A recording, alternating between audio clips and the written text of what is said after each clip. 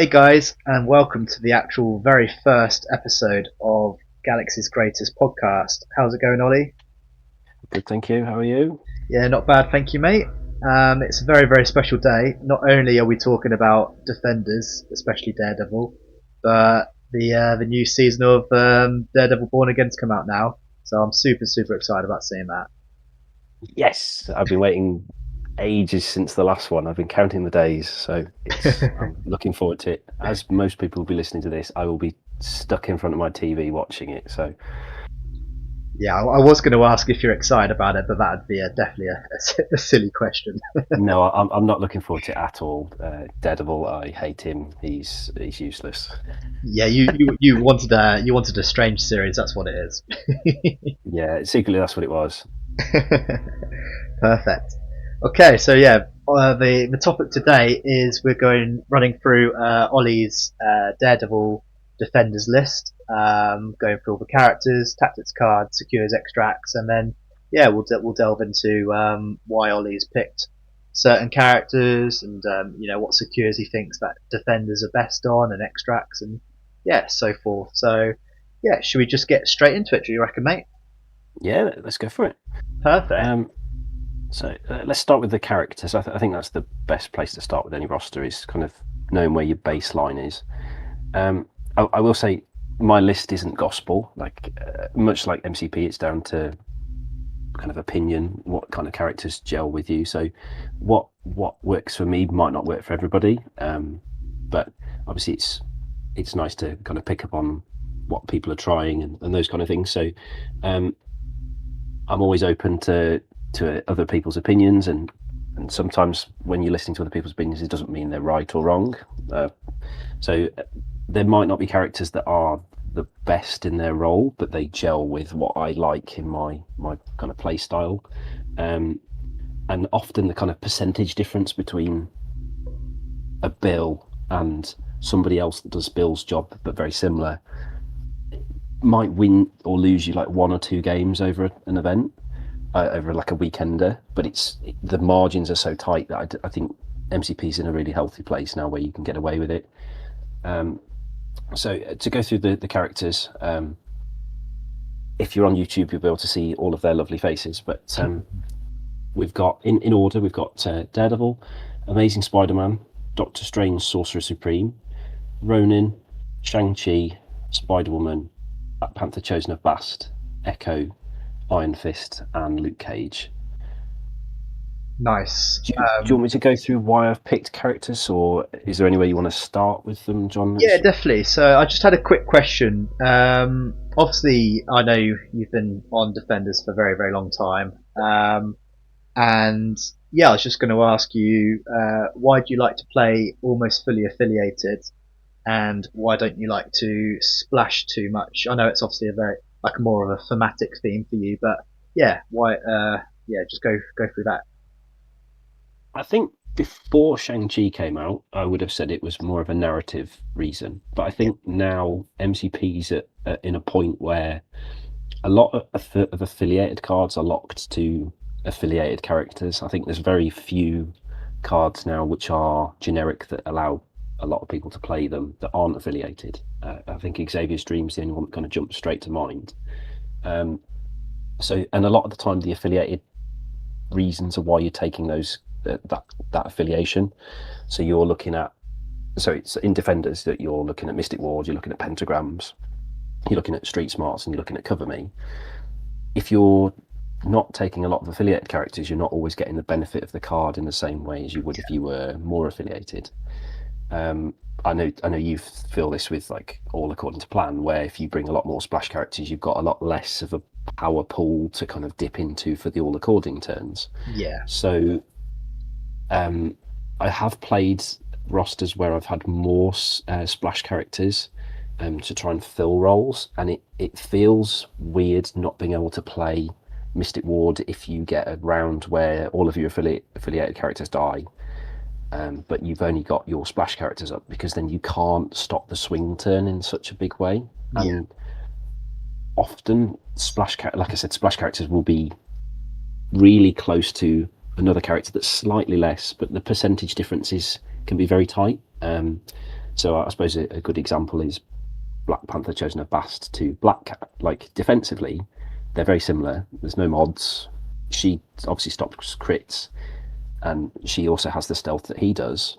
But because his role almost kind of overlaps with her a little bit, but then does something else as well. So it's not always a like for like trade. Why I haven't got some of the kind of, I'll use in inverted commas, meta models.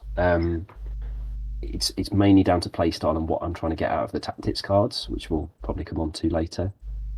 Yeah, I think I really like that, and yeah, I mean, obviously, I don't want to sabotage your defenders chat with all this kingpin chat, but I'll obviously, let you off. but yeah, as you said, I was running. If I was going five wide, I was going three affiliated and two splashes, but then all according almost felt impossible to get off. So yeah, as you said, uh, the more affiliated characters you got, the easier the tactics cards are. Because I know obviously you do run Spider Woman a fair bit, and it always humours me when you're just like, oh, I just wish that she could play Mystic Ward. Yeah, she's a defender in some universe somewhere. Please, AMG, please. Okay, perfect. So yeah, we've gone slightly over the characters. I've just got another question about Daredevil himself. So obviously, Daredevil's main weakness is due to Mystic. So how do you sort of, if you're going into like a heavily Mystic team, how would you sort of counter that for Daredevil? So I think it changes Daredevil's role a little bit in those kind of matchups. Yeah, It'll obviously be very crisis dependent as well, but Daredevil's he's very much a mid-range model in every sense of the word. He can punch you, he can pull you, he's mobile, like he can do every role. He's just not the best at every role. Um, so I think in those kind of matchups you kind of pivot him from a aggressive kind of getting in the fight a lot more and try and play him a lot more reserved and keep him away from the fight. Um, Especially as if he dies, you just completely lose the leadership. So you yeah, want to try and keep it up as long as possible. Um, Often Mystic team, like there's not a full Mystic team that kind of spring to mind. I know Convocation can, but some of their characters aren't Mystic attacks. So like Wong isn't. I know if Wong's attacking, it's normally gone horribly wrong. But there's some of like a lot of the time when Convocation are being played, they're not being played with full Mystic team. Like you're normally seeing a Namor or a Rhino or a Bill in there to try and cover the gaps that they have. So I'd try and focus Daredevil into those specific characters rather than putting him in front of the Magic, for example, who will just kill him. yeah, So I mean, a very good example is I play against Midnight Suns a lot, and you try and avoid putting him in front of Blade or Voodoo because those two characters will just completely eat him. So he more often than not try and fight into someone like a Mummy or a Doctor Strange because he's a little bit more durable against those kind of characters. I know they've both got Mystic Spenders, but they're not doing them on every attack, so it's a yeah, lot harder for them to kind of blast through him. yeah. Definitely, that sounds really good. And then I've got one more question just on your roster in front of you. So I've noticed you've got Doctor Strange, Sorcerer Supreme, which I know is quite a newish sort of ad. How come Sorcerer Supreme over normal Strange? So I suppose I'll open it up to more of the characters and then kind of come back to it. Like the roster kind of takes advantage of Daredevil's leadership through action compression models. So of the 10 characters you've got ASM, Supreme Strange, Ronin, Shang-Chi, Spider-Woman, Bast and Echo, who have all got ways of moving themselves to kind of take advantage of the leadership.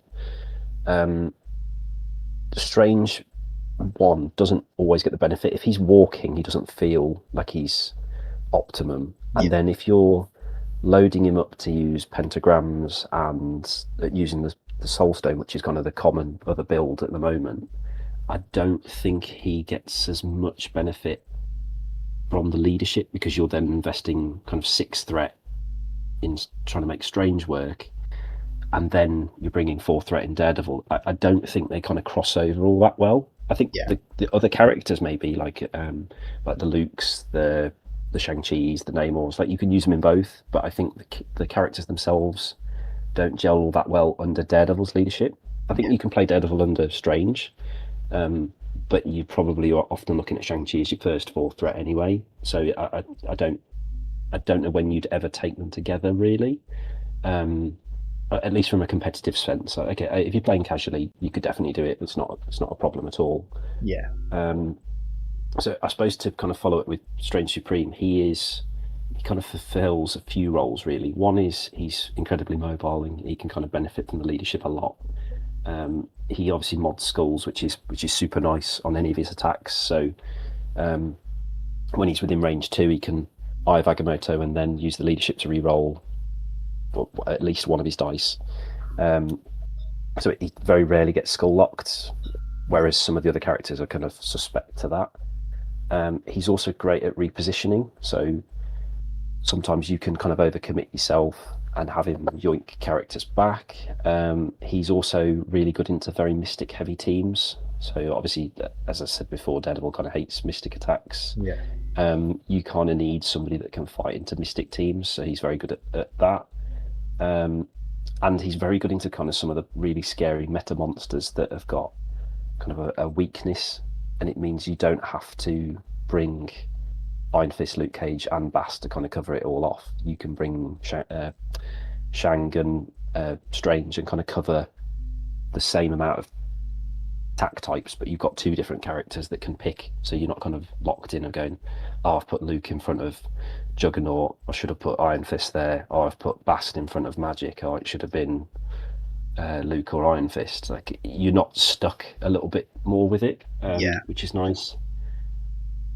Oh, that all makes complete sense, and yeah, also as well, yeah, as you said, I think Strange's roster is completely different to a Daredevil roster. So obviously you can dual list them, but yeah, I think you probably do get much more use out of Sorcerer Supreme under Daredevil than Strange, as you said. So yeah, I like that. And then just one I've just thought about. I know we've spoke about it quite a lot, but obviously you've got no 2 threat Wong in your list. Would you just like to sort of say your like reasonings of not having a 2 threat in your list? Yeah, I don't think Wong gets the benefit of the leadership all that well. I mean, if he's attacking, he's probably dead. um, the other thing is obviously for a 2 threat, I feel like you need somebody to be efficient for it. And Wong, I know the heal is nice and the passing the power out is nice, but the way Daredevil's leadership works, you can after the first turn you can almost use that as a power generation leadership if you want to, using it on builders to kind of try and guarantee more power out of a builder as well as doing damage. You can guarantee it for triggers, those kind of things. But like Wong doesn't affect the game, so if you have a round where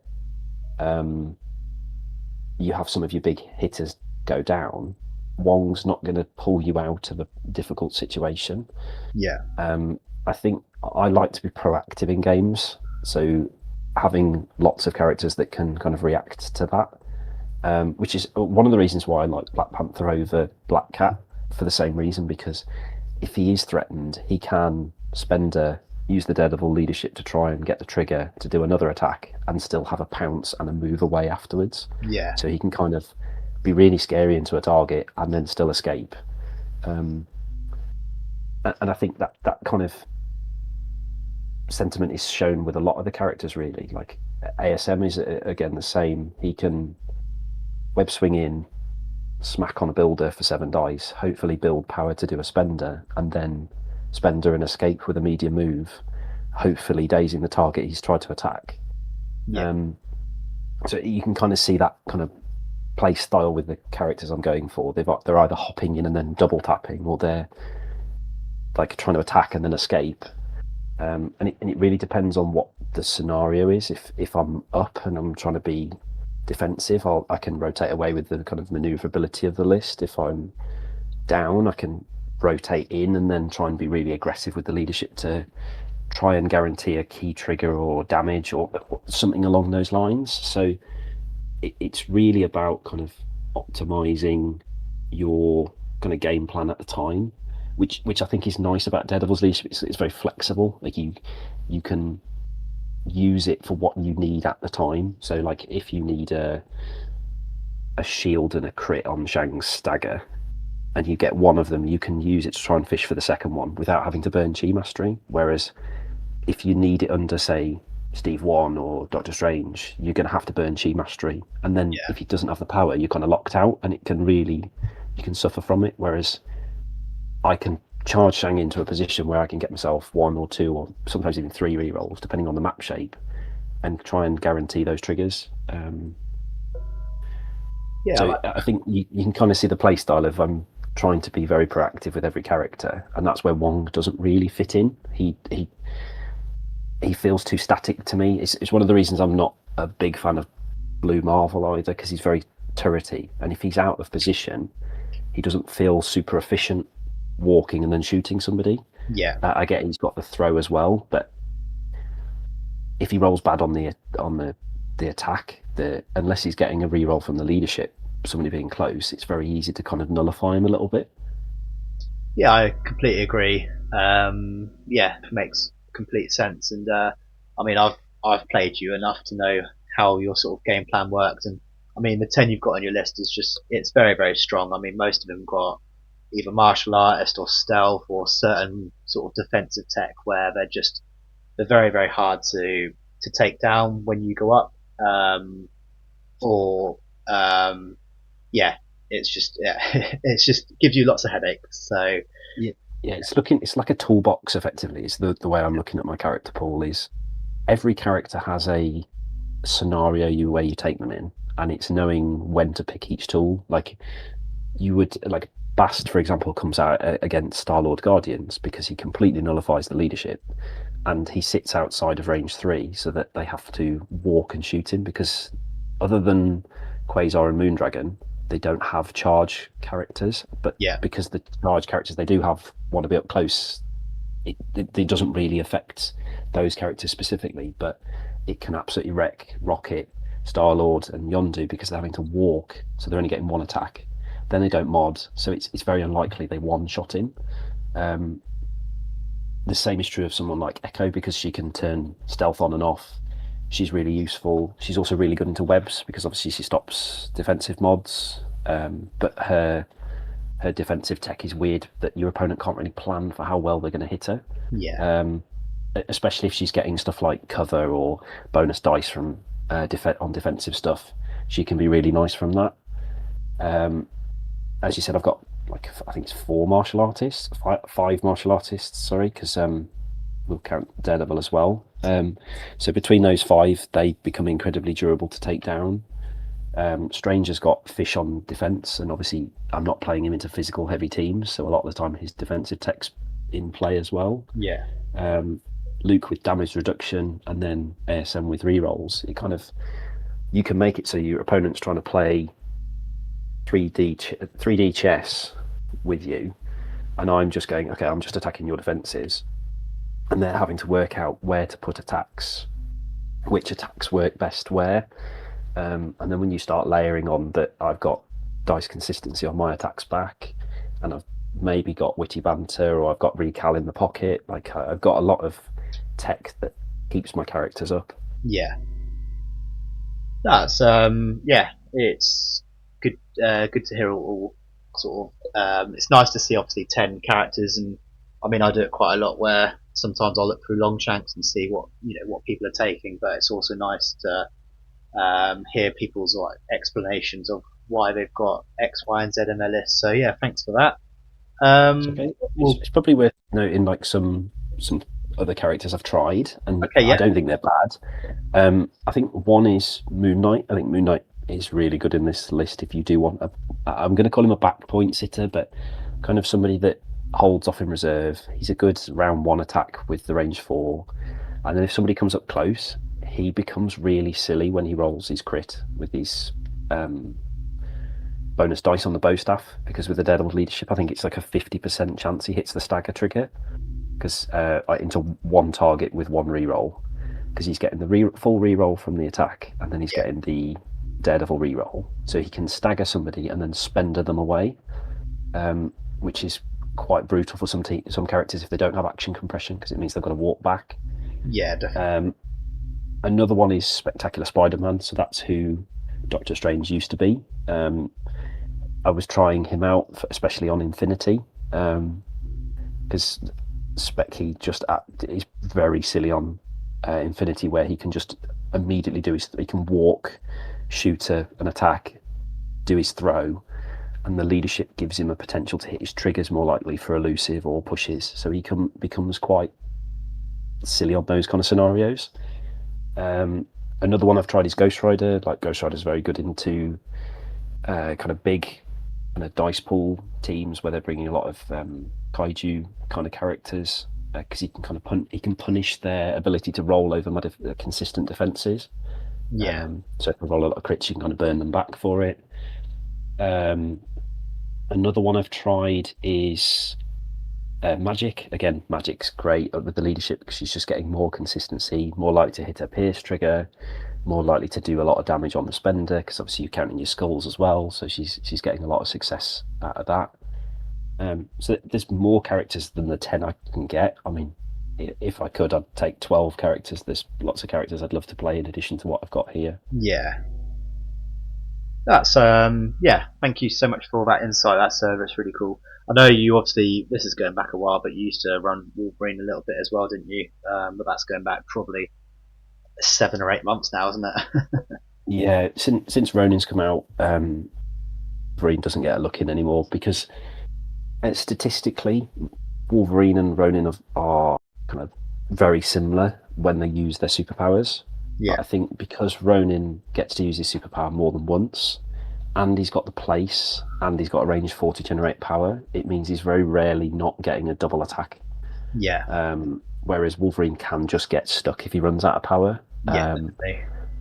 And not having defensive tech, I know he's got the healing, but not having any defensive tech means he can just die to something, especially long-ranged attacks, whereas Ronin can kind of sit off outside of range 3, can leap himself up afterwards and kind of just start mincing things, whereas Wolverine has to go, okay, I've got to live through all of these attacks, and then I've got to charge in, and I've done no damage. Okay, great. But I don't get my triggers and all the rest of it. Yeah, definitely. So, but cool, awesome. Right, right. On to tactics cards now. So, would you like to go through the tactics cards? yeah, so tactics cards, we've got Mystic Ward, which I think is a Defender's staple. I don't ever take it in a game. I think it's Defender's best tactics card by a long shot. I know some people think it's pentagrams, but I can't overstate how good Mystic Ward is, especially on a game where you know you're going to be parity all the way along.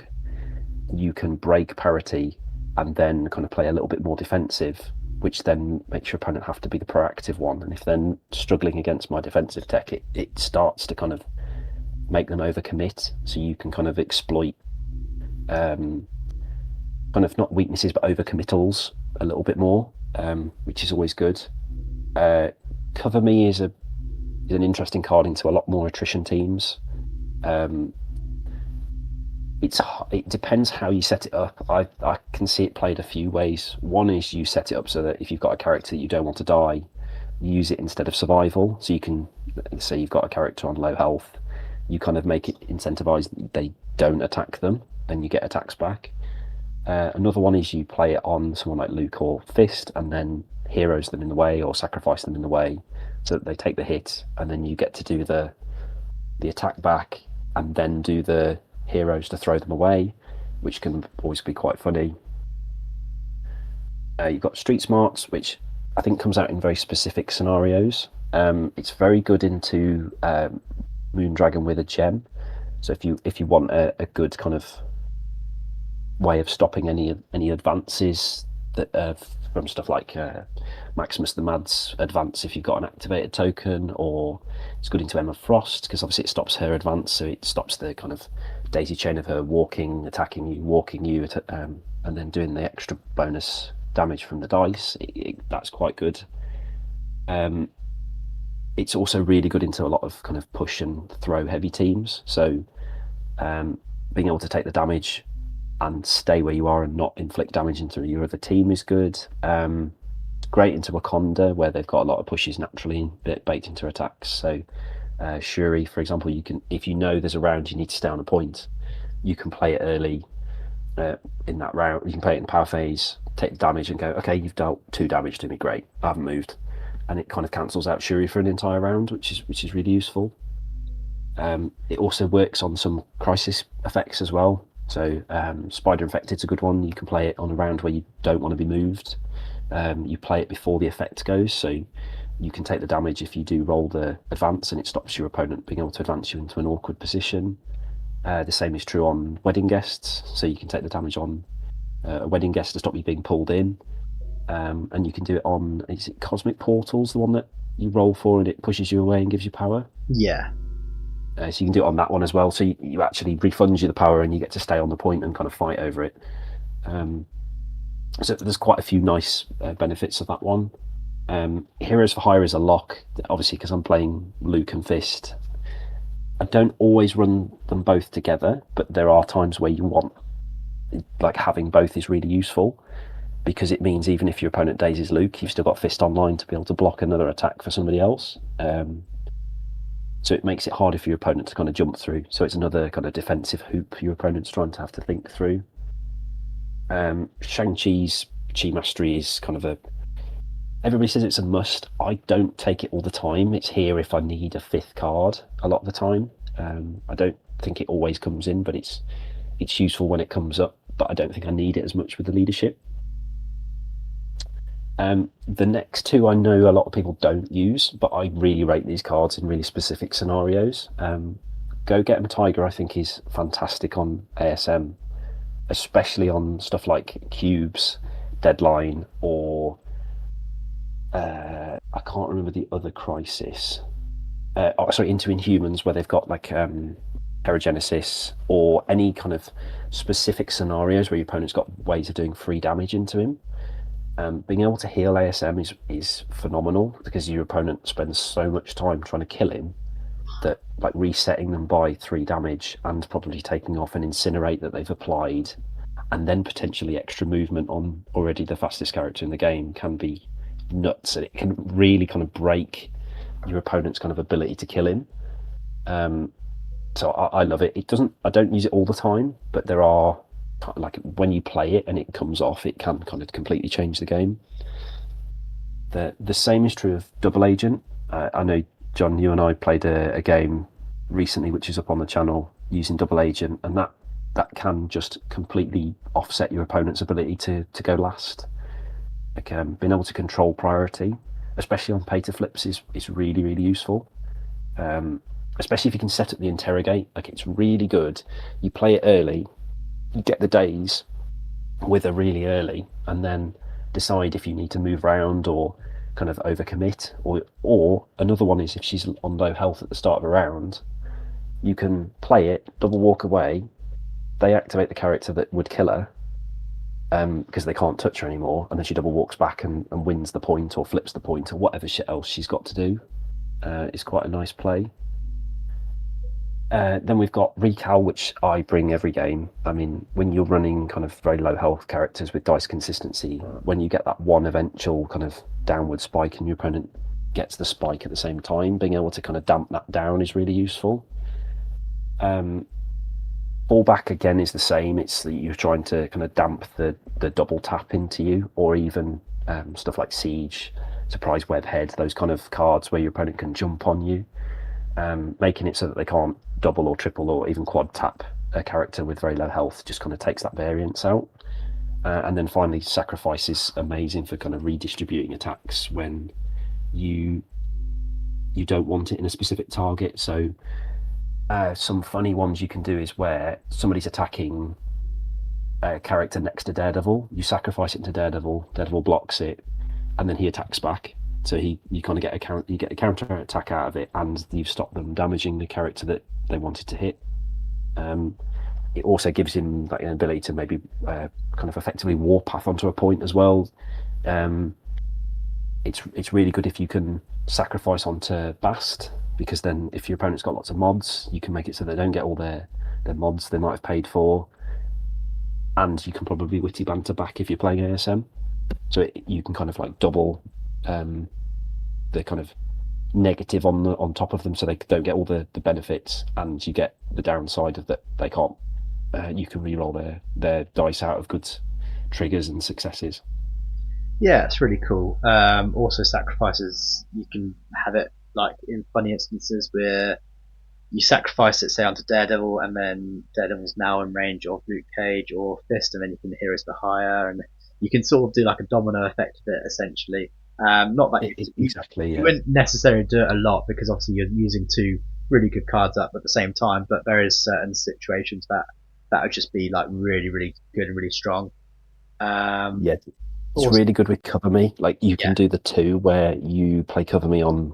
Often Fist has got the power for it. Luke, it kind of varies on where the game state is, but if you can play it on one of them, yeah, Heroes for Hire them in, they take the hit, you punch back, and then you sacrifice into them. They take the second hit, and you punch back. So you can kind of like double up on the benefit of it, and then it's probably lasting again. So you can just, if they do attack them again, to try and daze them or KO them, you can try and get the Cover Me attack back again. So just extra dice, and because the leadership works in your opponent's turn, you get the consistency out of it as well. yeah. I really like that. That's really cool. Just a really random, quick question: do you reckon Recal will become restricted soon? Because it's took over Brace for most used card, I think. I can see it both ways. I can see it that it will be restricted because of how often it's taken, Yeah, but also I think it could stay as it is because for kind of game kind of balance reasons. yeah, Because often a spike can be a bit of a feels bad moment in a game. So whether this is kind of you balance out a spike kind of moment and keep the game kind of close. I suppose I could see it both ways. I think we'll yeah, have to see what they do at Adepticon, or kind of the changes when they actually announce them. I'm not sure when that'll be, but I could definitely see it both ways. I think if it does get restricted, I think it bumps fallback out, because I love Recal. I take it every game. yeah, But I could see it staying as a free card, because there's not that many generic cards as well. So it depends what AMG kind of want to go for in terms of how they want the game to play going yeah, forwards. yeah, definitely. Yeah, and then yeah, I think you're absolutely bang on about Mystic Ward. I think it's just I've had so many I've had so many games with you where I'm just like, here it comes. Like it's just obviously like from a defender's point of view, it's just such a strong card. And as you said, like if each round is going 4-4, for, for each of you, and then you get one round where it's 4 to you, 3 to them, and then it goes to 12-11. That last round, they really have to dig deep and work out how they're going to stop you from scoring that 4 points. So that's obviously a very, very strong card. Exactly, yeah. It's really easy to misplay Mystic Ward, though. I think that's the thing that can often trip people up. And I know it's often in a discussion of it's one of the best cards in the game. Yeah, And I agree, it's probably in the top 10, maybe top 5. But unlike some cards like Terragenesis or like All According to Plan, it's a lot harder to misplay those cards, because the kind of scenario kind of lines up for it. Mystic Ward, if you play it too early in a round, or you play it in a way that you kind of to stop you, like force your opponent down another route, and then it doesn't go the way you think it will, you can actually lock yourself out having a good round. I have done it in the past where you play it on an extract on the floor to stop your opponent picking it up. They don't pick it up with that next activation because they can't. They rotate away, and then you end up killing the other character that could have picked it up. Yeah. Or you stop them interacting with the points because you turn it off, and then it turns out for the rest of the round you win the round. Your attrition kind of overwhelms them in certain positions, and then you go, oh, I wish I hadn't Mystic Warded that point. I could have flipped it now. Yeah. So there's sometimes you can misplay it. I think Mystic Ward is one of those cards that it rewards reps. So the more times you use it, the better you'll get at knowing when to play it. I see a lot of discussion about playing it early. I see a lot of discussion about kind of holding on to it. I think it really depends on the scenario. Yeah. And kind of what characters you have available. So Iron Fist and Supreme Strange can play Mystic Ward round 1, as can Namor and Hulk. Like, they have access to that. But you have to think of the kind of economy cost that has of playing it early. If they play it round 1, are you locking them out of an ability later on that you would have been able to get to that could win you the game as much as taking 1 BP off them? And can you save it later on a character that has excess power that they won't spend? Like, for example, Daredevil's break point is always 5. Anything above that starts to get kind of power he's not going to use straight away. It's kind of going to be banked. Yeah. Unless he flips over, in which case it goes to 7. It's the most amount of power he can spend in a turn, because he can't double area attack someone because of the push away. So you're never anything above that. You can use Mystic Ward on him. Shang's another one where once he's above 3 power, he doesn't really need any more. Like, a lot of that's kind of wasted power until he flips over. So again, you've got power to burn. So it really depends on how you want to play it, and I don't think you need to play it early or late. It's just to kind of get experience of playing the card. Yeah, definitely. I completely agree. Was there anything else you want to say about the tactics cards, or do you want to go into the secures? I mean, there's a few cards that I haven't included that could be talked about. I know a lot of people rave about the Ronin Extreme Measures card. Yeah. I know I've had a few bad experiences with it, which is why it's not in the roster at the moment. Because I don't feel like it's a card that can win me a game. It's got the potential to, but it's not like when you bring it, you know you're going to get the benefit out of it. Whereas when I pull Double Agent or I pull Go Get 'em Tiger, because you've got that timing right, you know you're going to get an automatic effect out of it. Yeah. And I think that's why Shang-Chi's Chi Mastery is so good, because when you play it, you'll know you're getting a benefit out of it. Because Extreme Measures requires you to hit the triggers, you might play it 3 times in a row and hit it every time, and you're like, this card's great. Yeah. But I've played games where I've played it in 2 games in a row, and I've not hit a single trigger on it, and I've spent 3 power and I haven't got any benefit out of it. So it's one that I would like to test again, but that's the reason it's not in. Is I don't feel like it's a game winner. I feel like it's a very fun card, and I've played it in casual games, but I don't think it wins you games. Is the problem? Yeah. Yeah, I think. Sorry, carry on. Go on. It's okay. I was just trying to think of one. I was just gonna say, like, it's one of those cards that, as you said, if you hit all the triggers, if you're doing everything right, it's the best card. But it's the same with every character, really, isn't it? Like, I don't know, Clea could have, she could be one-shotting everyone. It's not going to happen very often, but if obviously you roll well, then every character turns into, a really, really good character. So, yeah.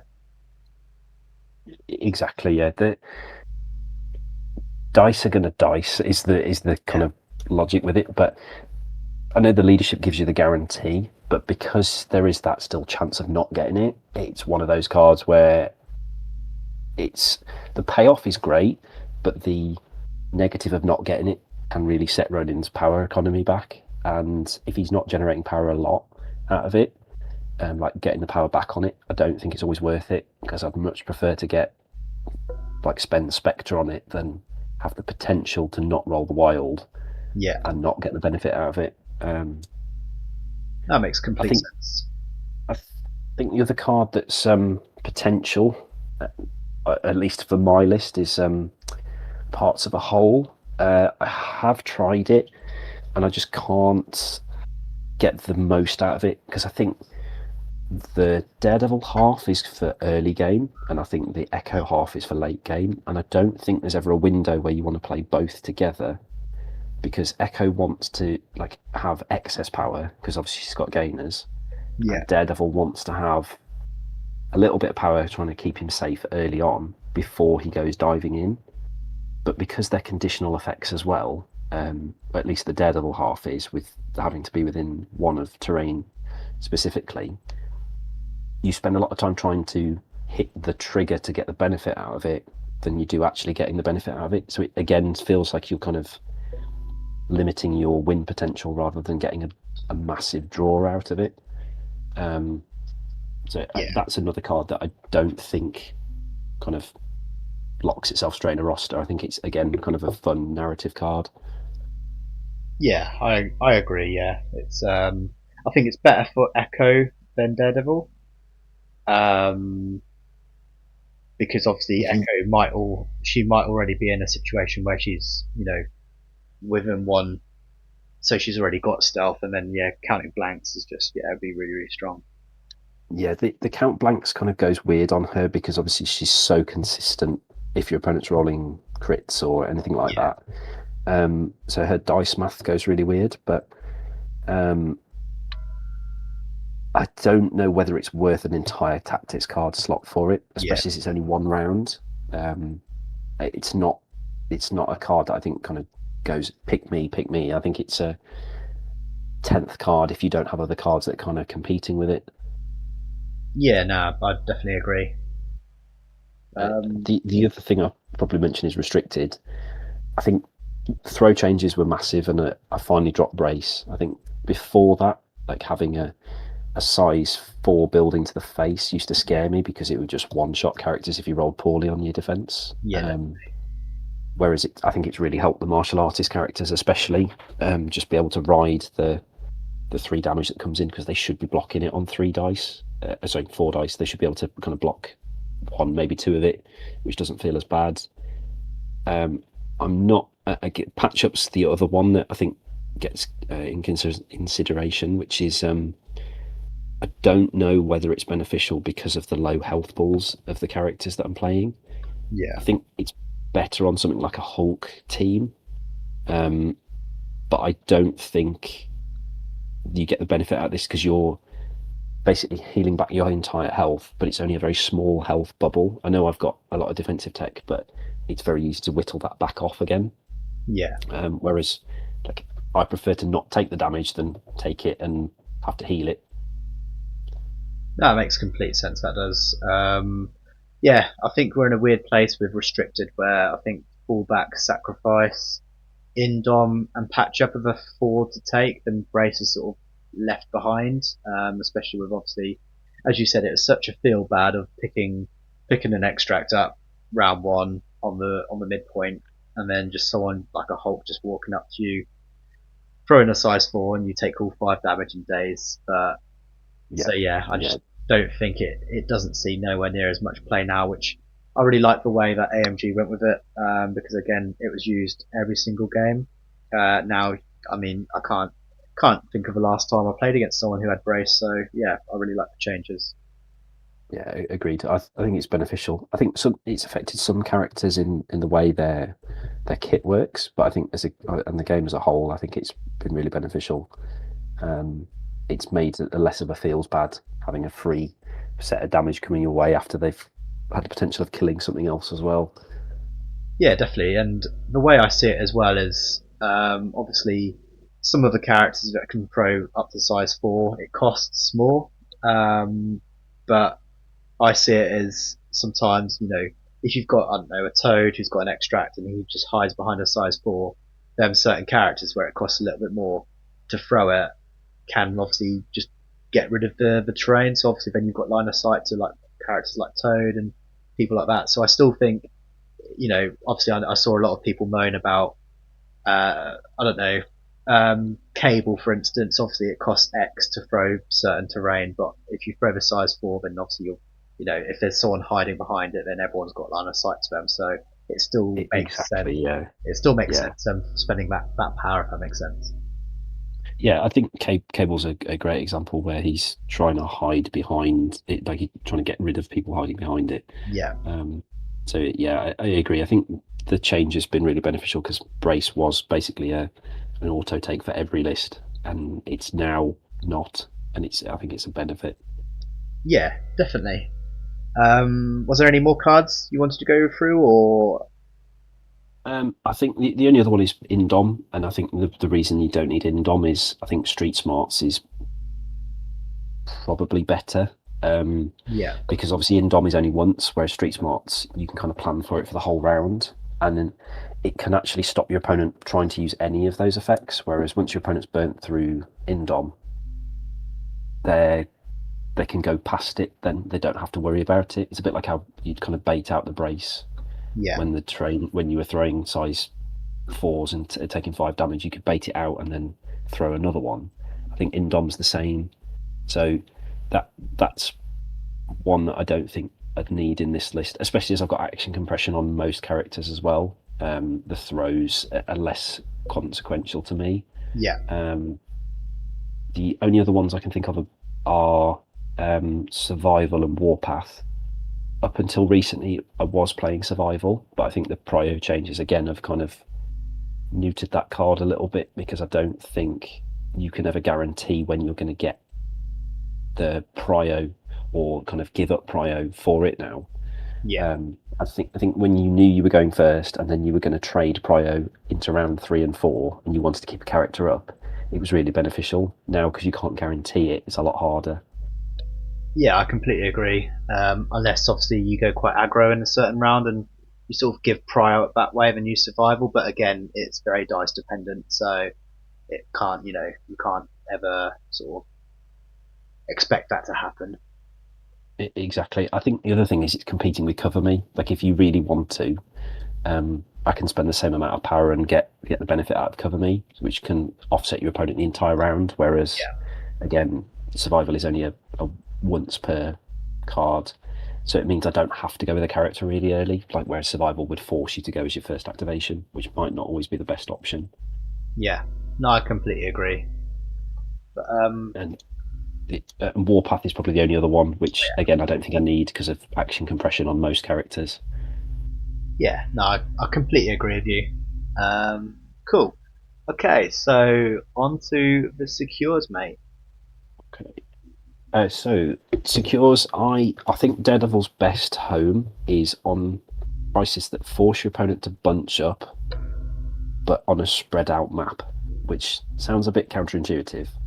But I think Daredevil, at least the way I'm playing it, doesn't like being kind of piled on Wedding Party and Fisk and those kind of crises. I think the benefit of the leadership is at its greatest when you're getting 2, maybe 3 rerolls, because anything past that, you're not getting the benefit if you're either rolling well or you're rolling really poorly, because often your opponent's blocking maybe 1, maybe 2. If you're getting 1 success and you've got 4 rerolls, you're still going to average 3, so you're not really getting the benefit out of that, and then you're asking to have 4 characters turn around and punch you in the face. So I think the leadership benefits the most where you can get one or 2, sometimes 3, because it does depend on the map shape, kind of re-rolls on an attack to try and hit triggers or kind of guarantee damage or anything like that. So for that reason, I think pay to flips are really good for that, because they naturally cause you to bunch up round points because you can walk away from a point, whereas something like Infinity, for example, which I am playing, but Infinity kind of means you have to leave a character on a point to score it. So it means there's often less people on points around you to get the most amount of rerolls kind of benefit you. The other thing is it benefits me with 1, action compression, but 2, the kind of speed of the characters. It's a lot easier for me to rotate on those kind of missions and get efficiency out of my attacks. So if Shang's move charging on a wider map, for example, if he's wanting to rotate on Guardians between the left and the right side, he can do that and not kind of worry about his next attack. Whereas under, say, Steve 1, he would move charge. Oh, I've not hit any damage or any triggers. I've not got my power back. I'm stuck. Whereas I don't often have that problem with under Daredevil. The other benefit is a lot of at least with Madmen, you're rolling physical defense for flips, and defenders naturally have very good physical defenses. I mean, of my list, I've got what's it?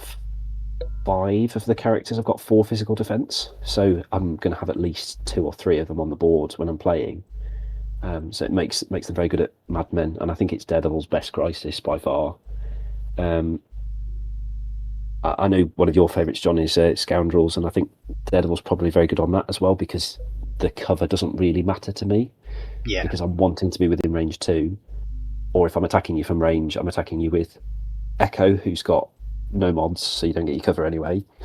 Daredevil, who ignores cover, and Doctor Strange, who can just go fish. So it's like he can kind of roll over you, so it doesn't matter as much.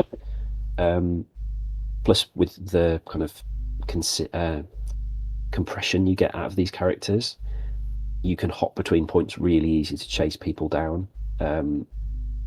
And you can kind of play a few aggressive models that kind of boss the middle, and then you can have stealth or kind of very mobile characters that boss the sides. So Ronin's very good on that because he can kind of hide on a point and then dive forward onto one and kind of be really aggressive and try and daze the character that's hiding there. Echo can do the same, like they can be the flank attackers, and then you have Shang and Luke kind of bossing the middle with Daredevil, and then Daredevil can kind of jump between the sides where you need him. Is a usual one for Scoundrels. Yeah, then just a quick one as well with Daredevil and Scoundrels is obviously when he's not when he hits you from range 4, he can also pull you towards him, so he's obviously pulling you up a point as well. So not only is he ignoring cover, he's also pulling characters that are probably already activated off points as well, which is on a especially on Scoundrels, is just so strong. Yeah, definitely. And because you can sit him in the middle, he can yoink any of the 4 points around him. Yeah. And there's normally one character next to him trying to contest that middle point, so it's giving him a re-roll, so he's more likely to hit the hit trigger. Yeah, definitely. So I think it makes it like 80% chance on full dice. I'd have to check my maths, but I think that's roughly what it is with the re-roll. So you kind of just keep going for it, basically. I think of the 5 I've got, so I'll go through them. I've got Guardian, Save Sheer Empress, Infinity Formula, Mutant Madmen, Kraan, and Superpowered Scoundrels. I think the 3 I'm most confident on are Guardians, Madmen, and Scoundrels. Apart from into Kingpin, the Scoundrels is the one that you just don't want a Kingpin to pull. Yeah, 100%. Which I know you're very good at finding, John. No comment. I think Infinity Formula benefits you because it's a B shape. I think the list naturally benefits you on a B shape because I really like to reserve flank, I think is the term, where you kind of shift all over to one side and you make one side worth a lot more than the other. Because Infinity requires you to stand on the points, if you shift over with all the extracts so that it's like 3 on one side, it makes it so your opponent's got to make the decision of, do I stay here and kind of let my weaker side try and hang on, or do I try and rotate and give up points? And you kind of put them in a really difficult position. Where it gets even better is if you can Mystic Ward before you rotate away. So your opponent goes, okay, I'm not going to get there anyway, but you can get them stuck in no man's land. So by the time they get there, they're only getting get to your side, they're getting 1 attack, and then you can rotate back. Yeah, super strong. Obviously, our most recent game was on Infinity, and yeah, you did that exact same thing where I had Moon, Dragon, and Claw just in no man's land on the other side, and because your team's so mobile, you don't really want to double move them onto the side that matters, because then your characters can just easily sit on the points that are just abandoned. exactly, and especially ASM. Like, ASM is fantastic on Yeah, Infinity for that because he can walk, web swing, and still get an attack off. So you can be really kind of mental with it. He can also cross corner to corner, which I think only Namor can do as well. Namor and Angela can do as well. But ASM can do it with move, web swing, do an attack, and then get the medium move off the spender, yeah, kind of onto a point as well. So you can still get damage out of it. It's not like you're kind of wasting it. So I think Infinity is good for that. There are some teams that spend power better than some of the characters in the roster. So I think like Daredevil doesn't always get the benefit out of the bonus power as much until he hits the 5 power, and then yeah, he'll just you kind of save him until later and just fire the area attack off just to push them all off points. But I think it works really well for Echo because obviously it kind of tips her power scale as well. Shang-Chi always gives him charge, but I don't think he needs it 'cause fly kick's an option as well. yeah, And Ronin's very good on it because obviously it guarantees his place in. So if you're kind of holding him round 1, you can get it so you can place in Shadow Strike, use the leadership to try and generate a power, and then on the second one, Spectre, and then it'll just start his kit going round 2. Like he'll just keep once you get him started, he should just keep going. yeah, It's also funny with Supreme Strange because obviously you get the place every round, so you don't have to worry about trying to generate power, and then you're kind of safe to leave him till last. To kind of just teleport people around, and then if your opponent's having to walk back, you're then making it harder for them, especially if you're then refuse flanking and rotating across. You can make it so your opponent's like way off in the weeds, and then they've got a double walk and they're still in the weeds, but they're nowhere near taking points off you. yeah, definitely. I think the only benefit I can sort of see for Shang is, say, round 1 you sit on a Infinity, then obviously round 2 starts, you've got 3 power, so when you do charge, even if you don't get any damage through, you can still push and stun someone. Exactly, yeah. It's super useful for that. 100%. The other option is you can, like, depending on where you've put him, because it depends on who's against him on what side. If somebody's got a range 3 attack and you haven't got last activation, you can do it so that he sits outside range 3 and then charges and then short advances onto the point. Yeah, Which is also really useful because you know you're going to get it and you're not worried about doing the damage. So you can save the reroll for when you've actually got 2 or 3 characters around you rather than just maybe one. So again, you can kind of get benefits out of it that way. yeah, definitely.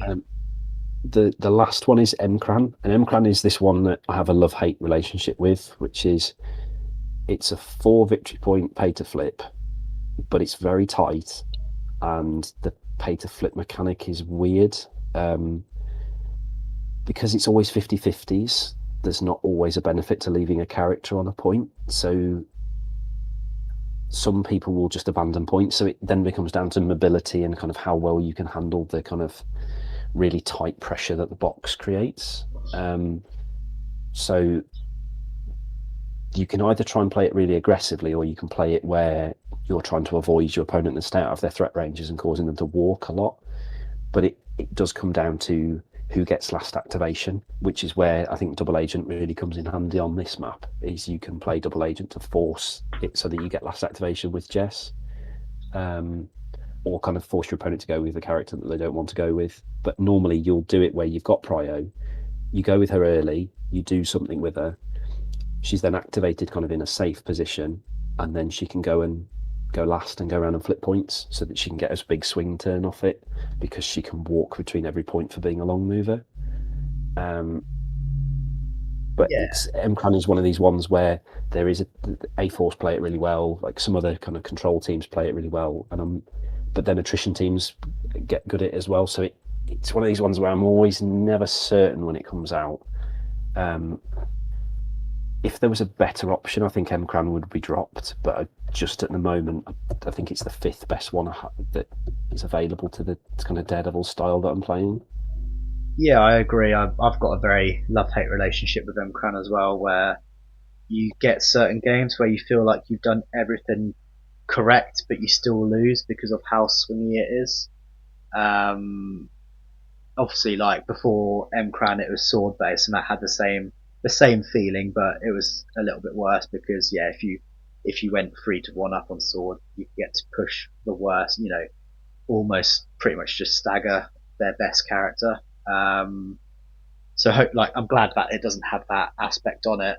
But yeah, you could have it where you've blocked off all 4 points, you've dazed like 3/4 of their team, and then their last activation they go and like flip 3 other points, and you still go 3-1 down. You're just like, oh Yeah, it does. It does feel very much like that. yeah, I didn't hate sword as much because of Street Smarts and Mystic Ward. You could tilt it so that you weren't getting pushed in specific scenarios, or if you were going to get pushed, you could force your opponent to pick one that they thought they could push, or play the mind games of, well, I'll take a damage, then I'm not being pushed. yeah, I think the way I've got to play Kraan now, I do try and take Black Panther a lot, because obviously he's got the wisdom of ancestors. I think that's the ability.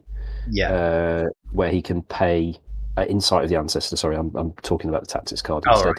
right, yeah, Yeah, Insight of the Ancestors, where he can pay to re-roll dice when interacting, so it makes it 75% chance that he hits the trigger to flip points.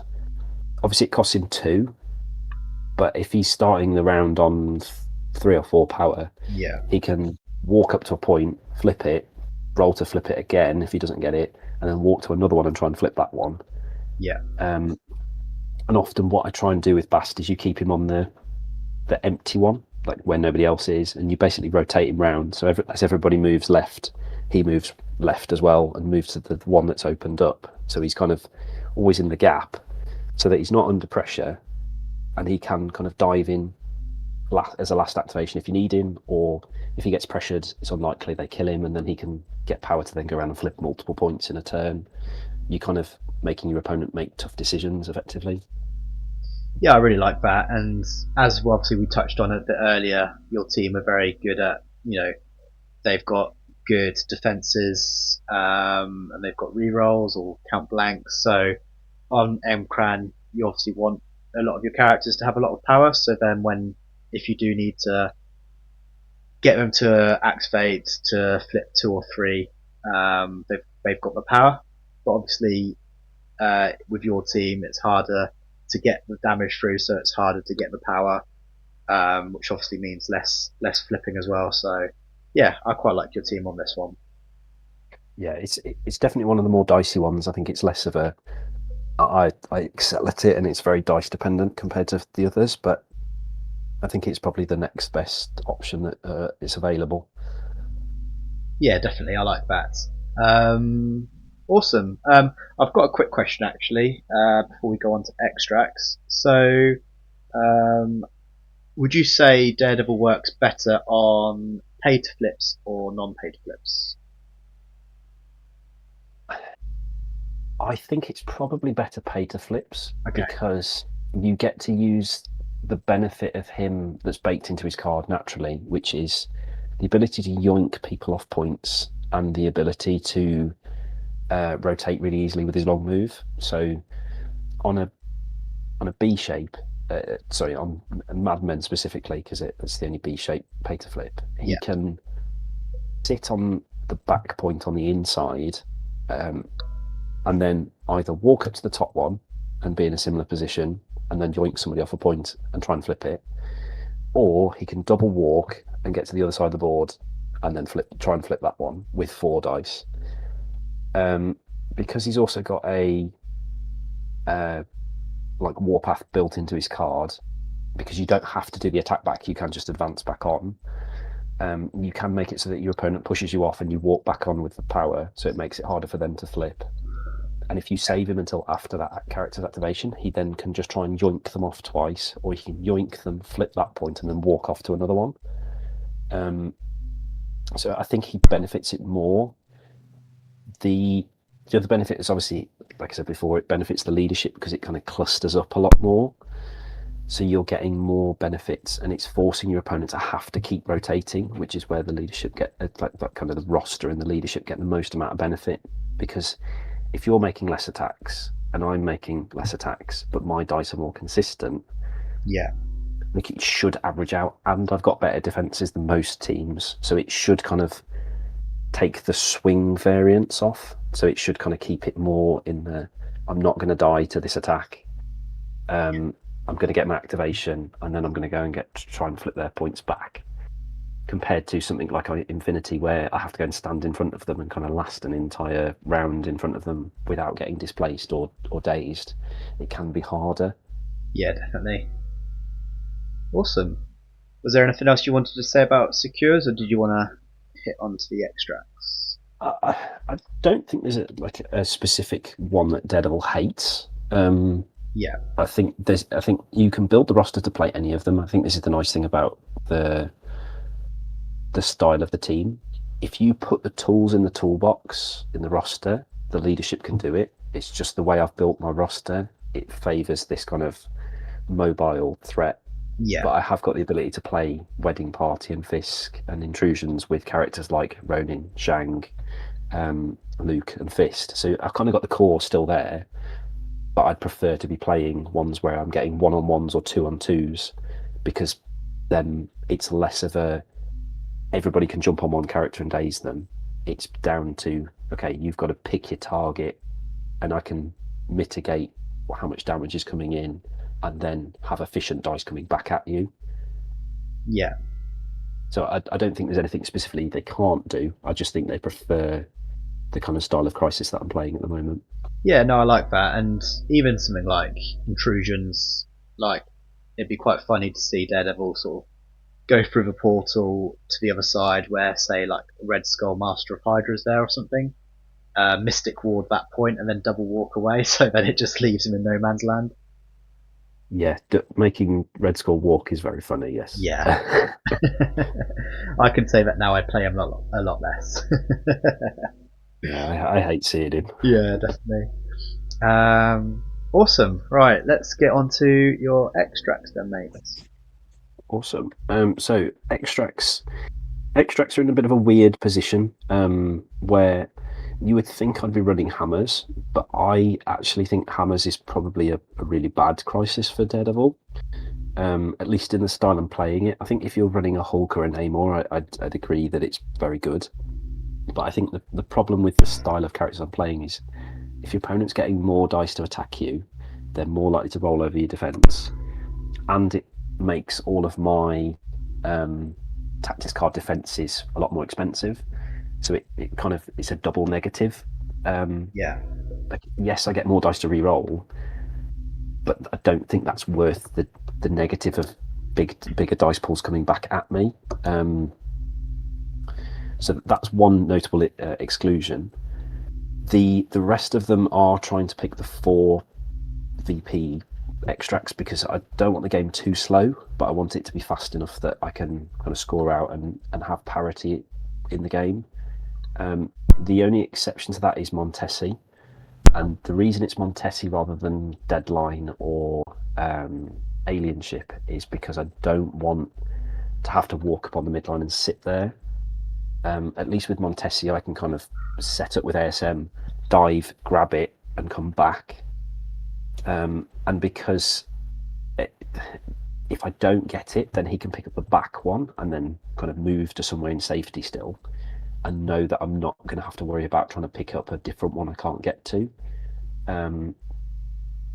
So it means I can kind of set up and still do the same game plan with ASM. He's still holding an extract. He's going to be relatively safe, and you're forcing somebody to come and get him.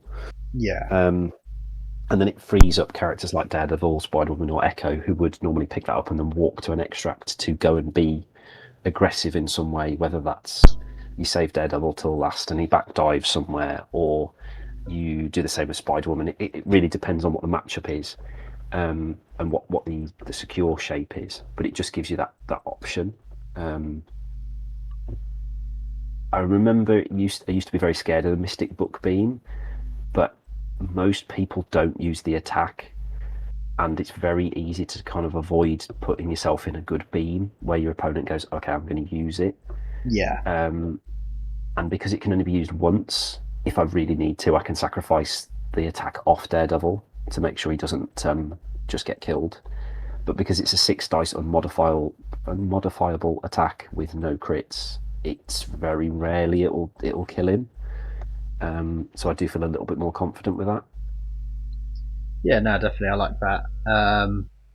Yeah, I think the beams could be quite funny with characters like Gambit or Wolverine or Blue Marvel, where they can just it's just obviously you can't explode the crits on them, but they can just explode, absolutely kill you.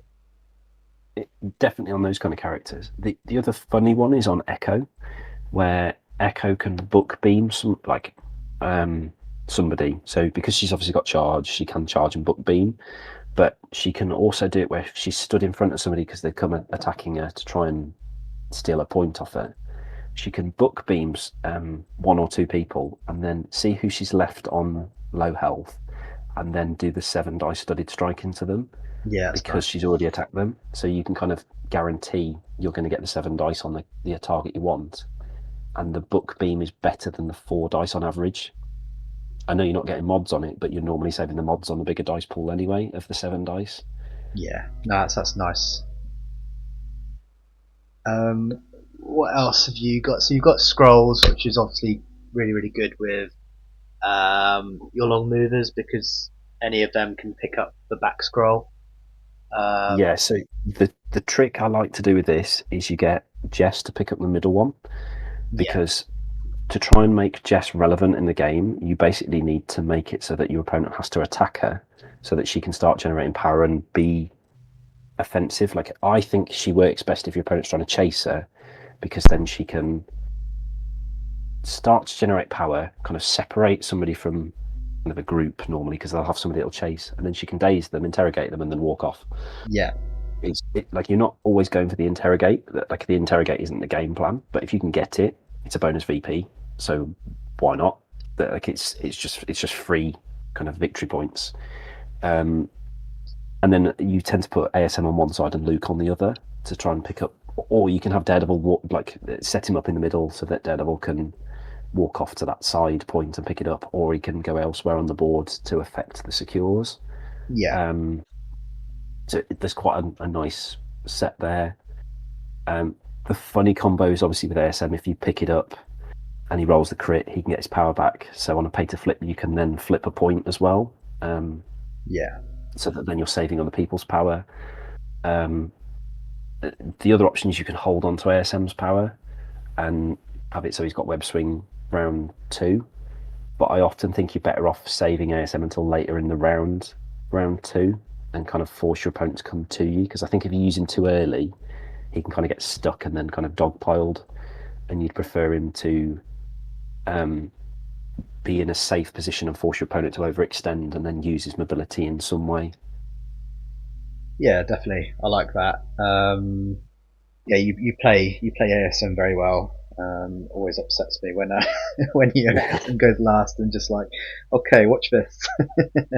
Yeah, I think ASM is like his best home is under Daredevil, Yeah, which I know a lot of webs players are suddenly screaming at me. No, he's better under like Miles, which I agree defensively he is, but I think he gets the most out of. He feels more like a 5 threat when he's kind of hitting with consistency under Daredevil, which I think he struggles elsewhere because obviously the only time he does feel like a proper 5 threat elsewhere is if he's getting all webbed up because he's throwing 7 dice builders without web swing and then a 9 dice builder with a web swing, which is disgusting. But if he flubs the roll, he feels really bad. yeah, Whereas I very rarely have my ASM roll poorly because I'm throwing a big dice pool. I should be averaging about 3 or 4 successes, and then you're normally positioning him in such a way he's getting 1 or 2 rerolls. yeah, So he just keeps generating power. So he's getting normally a crit, and then he's probably doing 1 or 2 damage. So then he can do the spender somebody. And if I haven't had to use the reroll on the first attack, I can use it on the second one to guarantee the wild to throw terrain at them to hopefully get the daze and walk away. So he can be super mobile and still keep doing the damage. yeah, definitely. No, I like that. Then yeah, Jailbreak. How do you feel about Jailbreak? I like it actually. I think I think it suits the style of what I'm trying to do, which is force my opponent to overextend. So because it's so wide, you can have it, especially as it's 20 threat. So if it's normally coming out, it's normally a 20 threat game. It's what I'm trying to force it to. Yeah. The other thing is it often forces my opponent to pick my other extract, which sometimes it can be a really big benefit depending on what team it's into. But because a lot of people don't like Jailbreak, and I don't know whether it's through fear of it or kind of they just hate having to keep going to pick it up. But when I do actually get to play it, I like to put Black Panther and Echo on the points, because Black Panther can hide and he's a lot harder to kill with it. Echo can sit and ping bullseyes from it. Because they're both stealthed, you can't sit and shoot them from range with it. But Echo, you have to be very key with positioning on terrain. So I tend to look at which side she has to start on and then kind of go from there. But because they're the speed of both characters, they can double move between point they're on to the next Jailbreak. So whether that's forwards or across to one side, so you can kind of go, okay, you put me under pressure, I'm going to pick this one up and I'm going to rotate over the other side. Your opponent then can't dive the one you've just left. You haven't dropped the one you've just picked up because you're within one, and then the other character can rotate it back across so that you've set up for the next turn. So a funny one is, let's say you've had somebody dive in and they've got somebody with dice consistency. So a good example is like I have played a game against Apocalypse where Magic was sent after Black Panther, and because she couldn't war, she couldn't kill him. So he double walked away with the point because she couldn't get the hop to get on the point and pick the thing up because she'd walked and attacked. So he was then safe. She then tries to follow him, and then he rotates back and picks it up again. So it's kind of, you're just forcing your opponent to try and chase you a lot. So you're kind of doing a webs game plan, but because I'm getting dice consistency going back, it kind of balances out that way. Yeah, no, I definitely like that. I didn't like it when it first came out until quite recently. I went into an event, and in all four of the games, I got Jailbreak, and I won three out of four relatively comfortably on Jailbreak. And yeah, what I quite like about it is there's not that sort of feel bad where if one of your characters is left on one and he's got an extract and it goes into the next round, they're going to be like, right, we're going to just daze him, because obviously everyone drops their extracts. So it's sort of like, it makes it quite fair and even, like going into the next round. Exactly. And the nice thing is because it's in a box as well, it means your opponent just can't just run to a corner with an extract and just Yeah. score it, and you have to go and chase them. Because it resets, it kind of, it rewards good positional play and kind of forward planning, which is what I'm trying to do with the roster anyway. So it's kind of a benefit to me, I think. I've not played it a lot because a lot of people try and dodge it, but the games I have played, people don't seem to understand how to play it. And I imagine that will change as we get more source extracts from the new Crisis set. But I do think it's interesting that at the moment not many people want to play it. Yeah, definitely. Yeah, I think it's one of those that the more you play it, the more you enjoy it. Definitely not the other way around. It's quite interesting as well with, like for the maps like riots or cosmic portals, where you can't just stand on the middle point if you've got one because you're within 5 of the edge. Which I quite like, sort of pick it up, be sort of within 5 of the edge, but then Loki goes a little bit later and just be like, right, I'll just put you on a point now, which is quite fun. But yeah, I do quite like it. It is really weird with some map shapes. Yeah, Like intrusions is another one, because obviously you can't pick it up and then walk to an intrusion, a wide intrusion. You have to go to the middle one. yeah, Another one is wedding party. Like if you're being really clever about it, especially into teams that want to go slightly taller. So I try and go 6 wide on Jailbreak, but if it's slightly taller team, where they're like 4 or 5 wide, if you can pull it so that the wedding parties go outside of range 5 of the edge, Yeah, they can't hold an extract and hold the secure. So then you're kind of forcing them to make the decision of whether they go for the 2 VP or the 1 VP, and then I can always turn the 2 VP off with Mystic Ward if I want to once they've committed to it. yeah, I like that. So it's kind of like double jeopardy. Obviously, it's a little bit more of a niche scenario, but that's kind of the play you can have with Jailbreak. Yeah, definitely, I do like that. Um, so you mentioned about hammers, the reason why you don't have that, or legacy or alien ship. Is there another extract that kind like half and half makes the list, or are you quite happy with the five that you got here? I don't think so. I think the 5 VP ones I would never touch because they're too quick and they kind of break parity, which my list doesn't really want. Yeah, Unexpected Guests, I think, is my favourite one alongside Scrolls. Like, I'm not. I know Inhumans were a big threat for ages, and I know Terrigenesis kind of scared everybody off civilians, but I've played them both since Terrigenesis and kind of scared everybody. And I love them because the shape really benefits them my play style anyway. I think the only one I'm less certain on now is Inhumans. Deploy advanced weaponry because it forces you to the midline. I think before, when I was running Namor and ASM, and you knew when you had prio, you could go, right, well, ASM's going to pick this one up.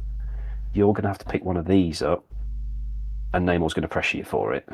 yeah, Whereas now you can't guarantee that, especially with the prevalence of Nick as well, where you can commit to going picking it up and then Nick picks the 2 up in front of you and you're like, wait, I can't safe extract now. yeah, It makes it a lot harder to know how well it is, and you don't want to stand a character on the midline because there's so many teams now that can just punch the midline really hard.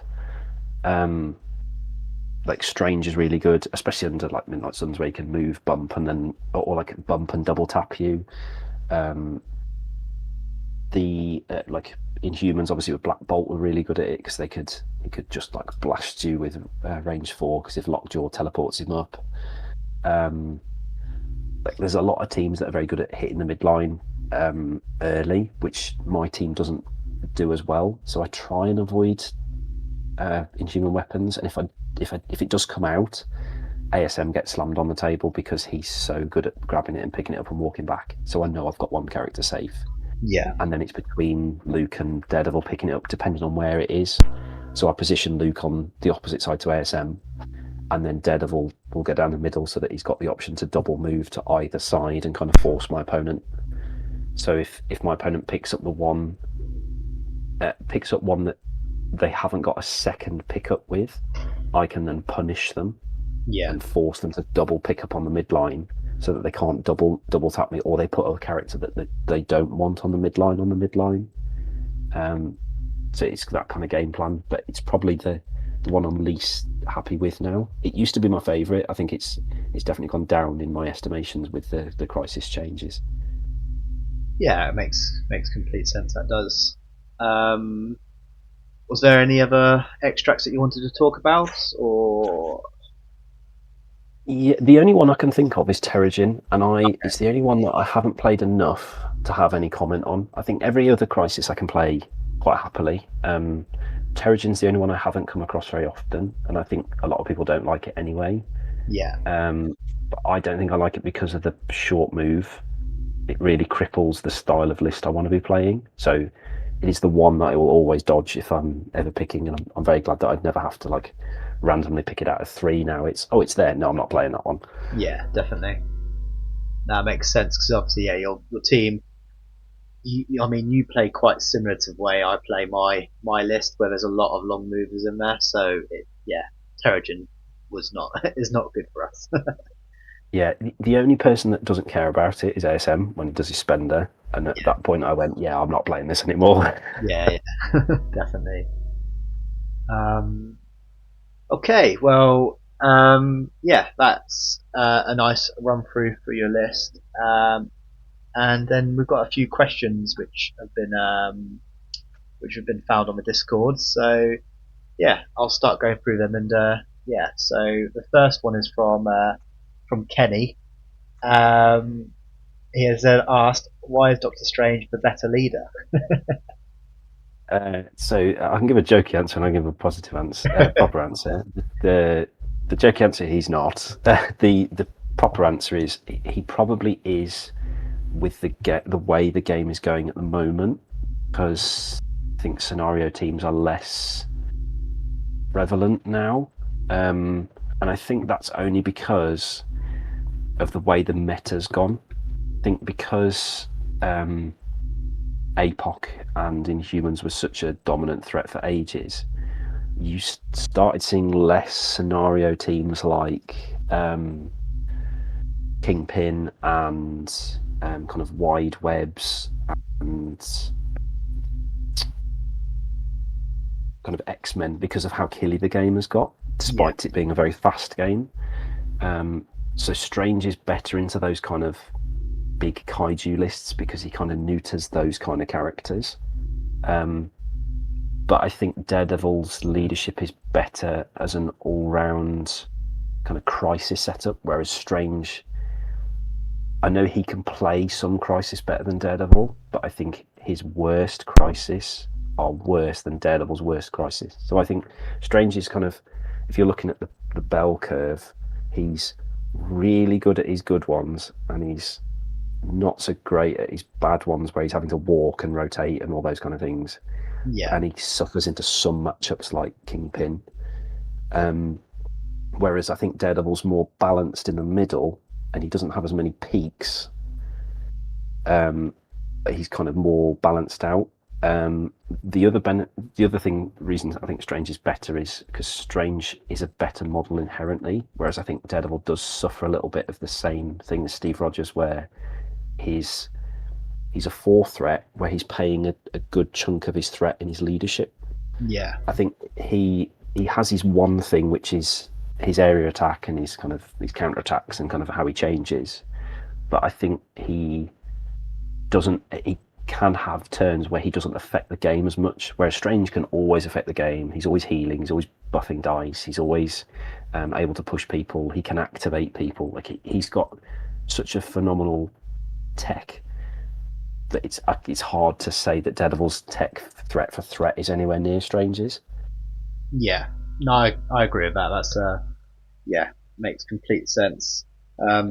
That's what I quite like about Daredevil, is he is quite balanced and he is quite in the middle. So, as you said, I think certain leaderships that are better do have worse matchups, but the ones which are sort of in the middle, like Daredevil's, is he hasn't necessarily got as bad matchups as certain people. So yeah, that's really good. Next one is from Goosey. How do you use Daredevil, and what roles does he play on the table? Okay. This one varies slightly, and it depends on the crisis shape and combo. If it's something where I need a midline grab, Daredevil can walk and pick it up round one. If I need to be able to pull somebody in to try and punish them for going to the midline, I can walk and try and use the baton hook round one.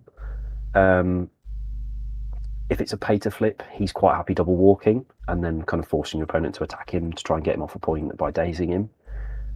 Because he can, if he gets pushed off, he can advance back on. If he's kind of on a side, he can rotate up and then rotate back. Because of the mobility of him, he gives you a lot of options.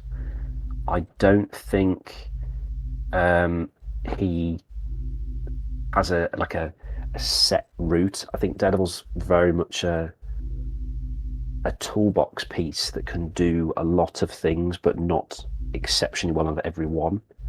I mean, his area attack can win you games, but I don't go looking for it. I think he's very much the kind of adjustable power tool in your toolbox. You can put multiple options in the tool and use him how you want. I think it's probably the best way of describing him. Yeah, that's good. And the next one is from Tom. So, if you could get one realistic change and one wild change for Daredevil at Adepticon, what would it be? Okay, the realistic change would be a health buff, I think. I think 11 health for a 4-threat character is a little bit low, even though he counts blanks at any range. With the way the game has gone with dice consistency and kind of a lot more free damage than it was when he was first designed, I think he can suffer a little bit from that. There's also a lot more mystic attacks than there were when he was first released, so I think he could probably have a tweak there. Yeah. Wild change, if you'd asked me before they made the changes to the throws, I would have said I want him to count blanks on dodges as well, because it doesn't make sense that he can't see it coming. Now I don't think they'd ever do it, but I'd love it if the counterattack stayed on his backside as well. But I can understand why he doesn't, because he's obviously got the free action instead. Another one would be giving him a smaller spender, as an extra one, so he's got 4 attacks. But I don't think they'll again ever do that because of the space on his card. The other one would be getting a tactics card that's just for him, because he not having a tactics card at all is a little bit sad, because I was very excited when they showed the Echo card and then tried it and went, it's really hard to use, and I was very disappointed that I didn't have a tactics card I could use for Daredevil all the time, because that's kind of what Acute Senses was in the box when he came out. But that's probably it, probably a tactics card, but it's not a game changer for me, I don't think. Yeah, no, that's nice. Okay, back to Kenny. So how do you maximise Daredevil and the leadership, especially that given that EMAPs are not really a thing to capitalise on bunch of characters for rerolls anymore? So I think that kind of goes back to the thing of playing pay to flips, is trying to force your opponent to bunch up without realising it, because they're having to rotate to flip points. I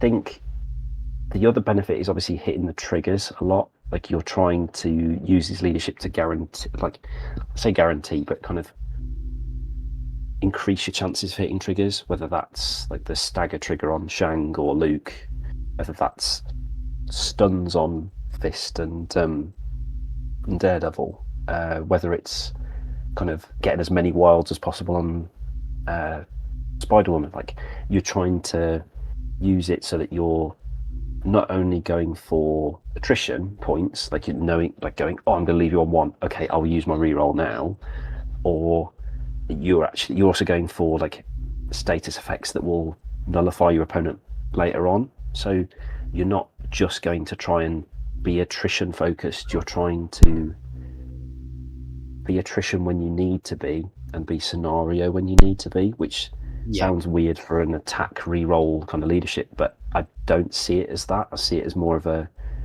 need this piece of, like, this trigger now, I'm going to use the reroll.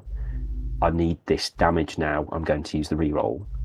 And you kind of go from there. Yeah, makes sense, mate. Next one from Lou the Lunatic.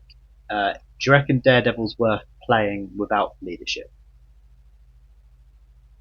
This is a difficult question, because I have tried him in webs, because I think you and I went to a Nations last year, John, where we played webs.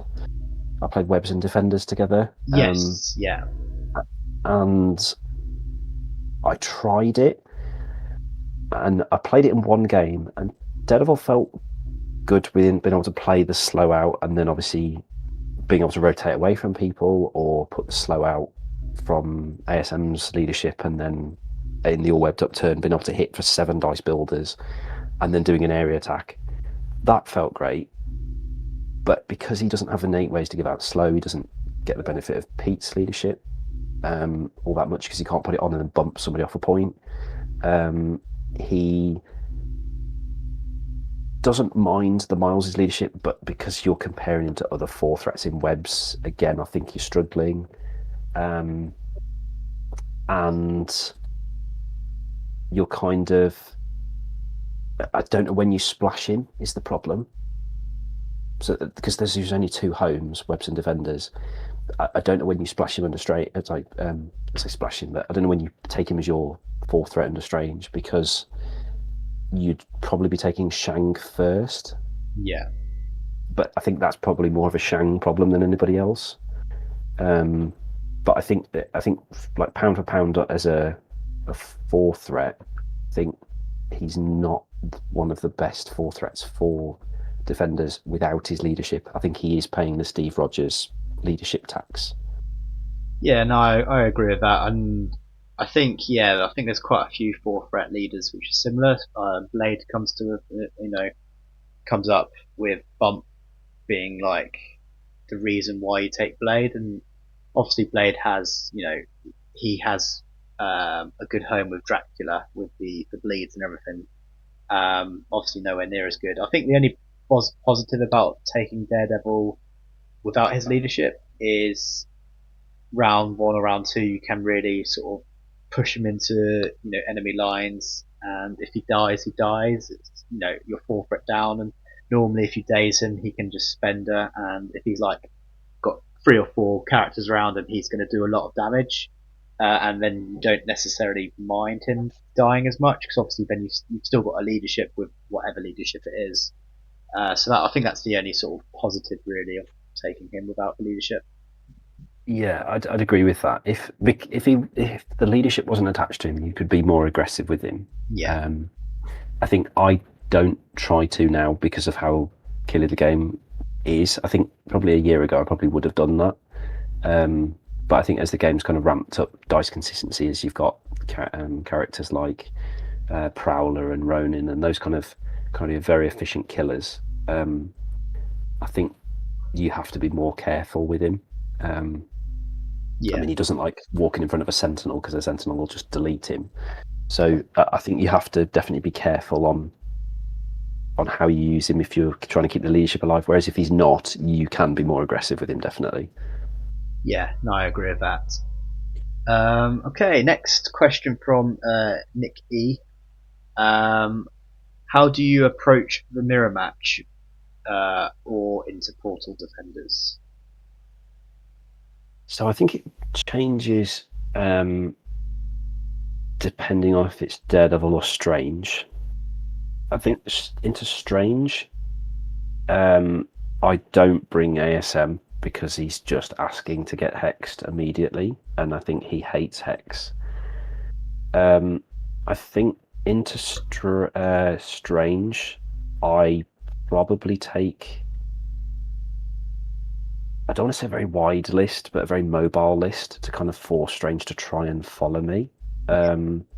But I think it depends on the crisis shape as well. Like I tend to not play directly into my opponent. I try and play my game plan and then look at what they've got and respond from there. Because often you can spend so long thinking, oh, my opponent's going to take X, Y, and Z, and then they take something completely different, and you think, well, I've kind of counterpicked myself out of it already, which is often quite hard. And I know you found this with Crims as well, John, where like if you try and overthink it, you can almost lose yourself the game in character selection. Yeah, 100%. So I think you've just got to stick with what your plan is and kind of go from that. That makes good sense. The same. Well, Nikki's got 4 questions, which is lovely. But the second and third kind of gel in together. So, what's your plan versus heavily scenario teams like Webs? And then the same question for tool teams. So scenario teams, it depends on which one it is. if it's scenario teams in terms of they're trying to play secure control, i.e., Crims, you're trying to be very aggressive and make it so that they can't escape and they can't like pile up on a point. I know, like probably a very good example is looking at kind of our games. Whenever you and I play Crims, which there's quite a few on the channel, Yeah, to watch the style of play I'm going for. But I think you try and bring characters that can either displace into those kind of teams or are very efficient killers. Whether it's like multiple attacks, so um, like Daredevil getting counter attacks if he's getting attacked by somebody. Um, Ronin is a good option sometimes. It depends on the crisis shape and what I think my opponent's going to bring. Like if I think they're going to bring a lot of ranged gunners that are going to sit on points, I'll probably bring him because of the stealth, because he'd be better than say Shang-Chi. Um, but Shang-Chi's often the kind of go-to because of the ability to push people off points. yeah. I know you have a love-hate relationship with Shang-Chi. Well, I don't know where the love Um, bit comes from. you love to hate him. There we go. um, so I think that's how we play kind of secure-based scenario teams. Yeah, Extract-based scenario teams, it really depends because um, if I've got lucky and it's on a pay to flip, obviously that'll force them to spend more power. So then they can't just keep running away. They're going to have to keep rotating, and it comes down to you kind of brawl over points. Webs are kind of a unique one in which they do both, and I think the way I play into webs is you try and it depends on the crisis a lot of the time, but I will try and have a lot of characters that are very mobile that are also very good at killing. So and good at turn like ASM sometimes comes out because he can turn off triggers and he can throw big dice pools, which often webs don't like because they have the same problem I do, which is dice consistency is good until you hit your ceiling, and then if your opponent's rolling over it, you can't do anything about it. yeah, Shang is often a must because he's very good at dealing with some of the lower threat characters, so like original Miles. He's very good into Black Cat with Chi Mastery because you can just go, okay, I may not be able to mod mine, but I'm going to mod yours with Chi Mastery. yeah, The Ronin's another good one because obviously he's got Pierce. Echo's really good because she stops martial artists, and all three of those characters have got action compression. They can chase characters if they want. At that point, you're kind of using Daredevil to try and yoink characters in or try and win secure points. So you'll have him off on a side somewhere, kind of pulling a character off a point once they've activated. yeah, And it's very hard to daze Daredevil a lot of the time. You can also do something really funny, which is you attack Miles. Miles attacks you back. You walk back on and hit him, and he can't pull you off again. yeah, Obviously, it's a lot harder to kill Ultimate Miles because he's 4 dice, re-rolling skulls, re-rolling 2, which does make him a little bit more durable to get. But I think that's where the Pierce off Ronin helps, or like Shang-Chi or anything like that. But a lot of the time, I'm not attacking Miles.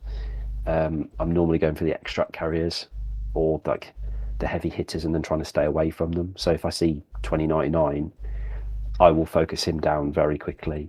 And the same is true of like Noir. You basically try and force Noir onto the midline and then try and blow him up extremely quickly round one, so that he's under threat, and then you can kind of chase him after that where he's only got low health. yeah. If you start chasing him and he's already got power to reduce by 1, you might as well just leave him. But that's kind of where Jess also comes in because she's obviously got the steal, so you can play that scenario as well if it's like a D shape. Yeah, and also Jess has got, as you said, the steel, which is really good against the heavy scenario teams on the extract side of things. Bast is also really good. He can obviously like throw himself into obviously teams which are heavily scenario normally have 5 health. So yeah, Bast just being able to throw himself and double hit people is really strong as well. Yeah, Yeah, and his mystic attacks. yeah, And if you can do a fun thing where you can spend her into one, hit the trigger, and then build her into another one, so you can sometimes get 2 daisies. yeah. That's Um, and then he's very good into someone like Nick Fury, where he can, if you spend her into Nick, hit the trigger, you can kill Nick, and then um, pounce to pick up the point he's just dropped, and then rotate away so that Nick can't double shoot you to pick up, because you'll get out of his attack range because he's only range 3. He's going to have to walk, so it's unlikely he double taps you.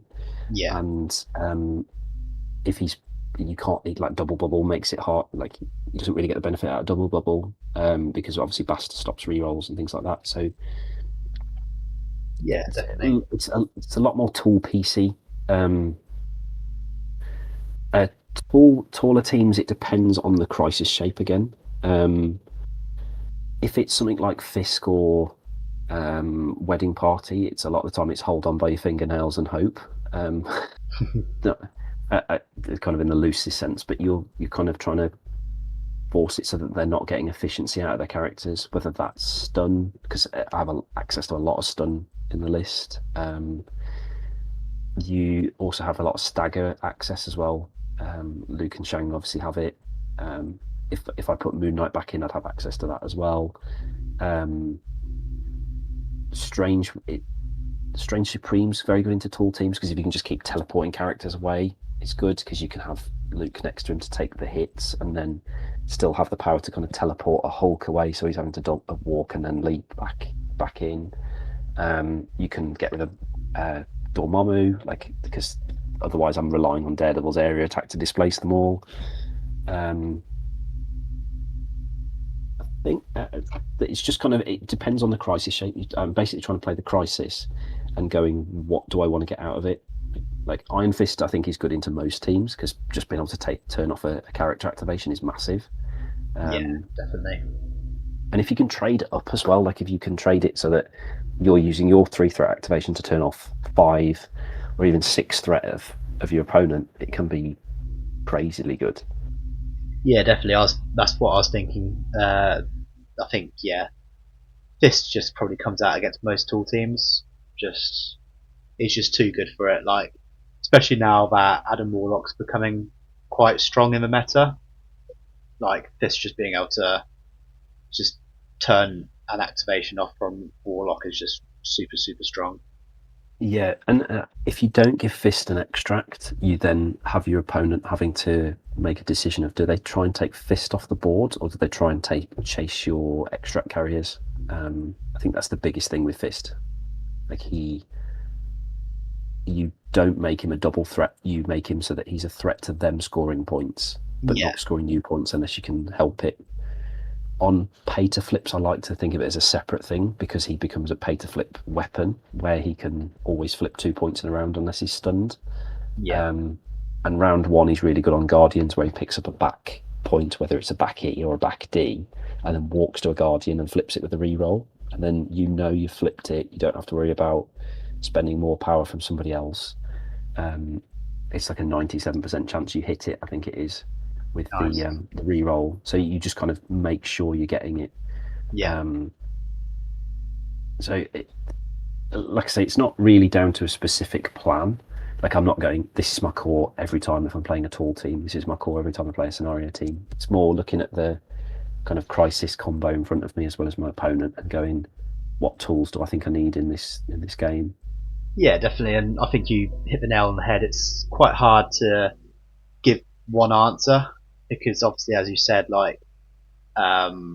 it's like say webs for argument's sake, it really there could be 20 different answers depending what the crisis is, what they've bought, who's got priority. There's just so many different things that happen, so it's hard to give an actual fully in depth answer. Exactly. And the biggest thing is that most teams, like most affiliations now, have access to multi-leader options. Like whether a roster has a multi-leader option, like my list could do webs if I really wanted. I could rotate into ASM leadership.